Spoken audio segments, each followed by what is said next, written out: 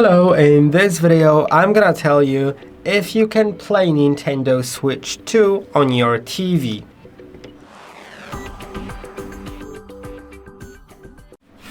And yes, of course you can. All you need to do is simply have the dock, which is included in all boxes of the Nintendo Switch 2, and you can simply open the cover from the back. By the way, there is a video on our channel on how to connect it to TV, so you can watch that if you want to see how it works with the TV on the video.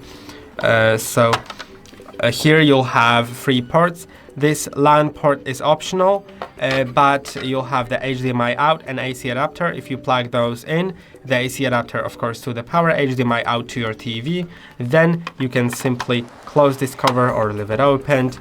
And put the console inside here, just like that,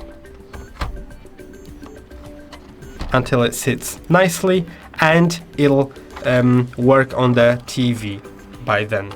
And I hope that this video was helpful. Don't forget to like and subscribe, and see you in the next one.